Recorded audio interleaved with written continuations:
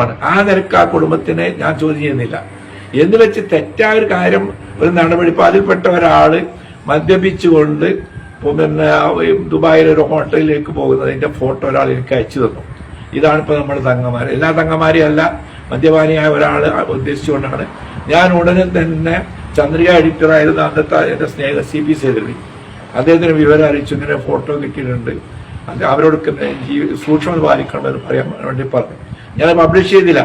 അത് ആ കുടുംബത്തിനോട് ബഹുമാനം കൊണ്ടാണ് ഞാനത് പബ്ലിഷ് ചെയ്യാതിരുന്നത്. അത് ഞാൻ മാധ്യമത്തിൽ ജോലി ചെയ്യാം, എന്ത് കിട്ടിയിട്ടുണ്ടെങ്കിലും കൊടുക്കാവുന്ന ഒരു അവസ്ഥയിലായിരുന്നു ഞാൻ ഉണ്ടായിരുന്നത് ഞാൻ പറയുന്നത്. എനിക്ക് അതിനൊരു കഴിവുണ്ടായിരുന്നു, ചുറ്റുപാടുണ്ടായിരുന്നു. അപ്പൊ ആ കുടുംബത്തെ അപമാനിക്കാൻ നമ്മൾ ഉദ്ദേശമല്ല. പിന്നെ വേറെ ചോദിക്കുന്നത്, പാണക്കാട് കുടുംബത്തെ പഠിപ്പിക്കാൻ നിങ്ങളാണ് പഠിപ്പിക്കണമെന്നാ പഠിപ്പിക്കുകയും ചെയ്തു. അതിനെന്താ, അവർക്ക് എന്താ പ്രത്യേകിച്ചിട്ടുള്ളത്? അവരെ ഭാഗത്ത് തെറ്റ് ഉണ്ടെങ്കിൽ അവരെ തിരുത്തണം. പിന്നെ ഉമർ ബിൻ ഖത്താബ് റളിയല്ലാഹു അൻഹു പ്രസംഗിച്ചുകൊണ്ടിരിക്കുമ്പോൾ ഈ പിന്നെ സ്ത്രീ മഹറിനെ പറ്റി, മഹർ വല്ലാതെ വാലി ഉയർന്നു പോയി.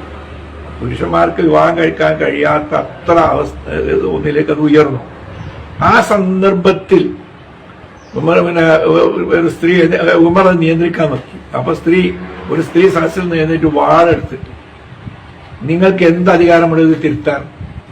അഥവാ നിങ്ങളെങ്ങാൻ ഞങ്ങൾക്ക് അനുവദിച്ചെന്നോ അത് ചെയ്യുകയാണെങ്കിൽ നിങ്ങളെ ഇതുകൊണ്ട് നേരെയാക്കും എന്ന് ഉമർ ബിൻ ഖത്താബ് റളിയല്ലാഹു പറയാൻ പാടുണ്ടെങ്കിൽ പാണക്കാട് തങ്ങളോട് വലിയ എല്ലാം കൊണ്ട് ഞാൻ പറയും.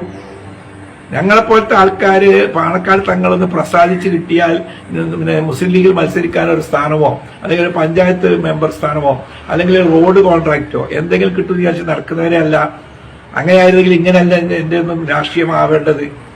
എന്നെ ഞാൻ ആ മാധ്യമത്തിൽ നിന്ന് പോന്നപ്പോൾ ഉടനെ ചന്ദ്രികയിൽ സ്വീകരിക്കാൻ വേണ്ടി എല്ലാ സൗകര്യങ്ങളും ചെയ്യുകയും എന്നെ വിളിക്കുകയും ഷിഹാബ് തങ്ങളുമായി സംസാരിക്കുകയും തുടർന്ന് അവിടെ നടന്നൊരു ഇന്റർവ്യൂ എന്നെ കൊണ്ട് നടത്തിക്കുകയും അവസാനം ഇന്റർവ്യൂവിൽ ഞാൻ തങ്ങൾ അത് അംഗീകരിക്കണം, ജവാബ് ഒപ്പിടണം എന്ന് പറഞ്ഞ് തിരിച്ചയക്കുകയും അങ്ങനെ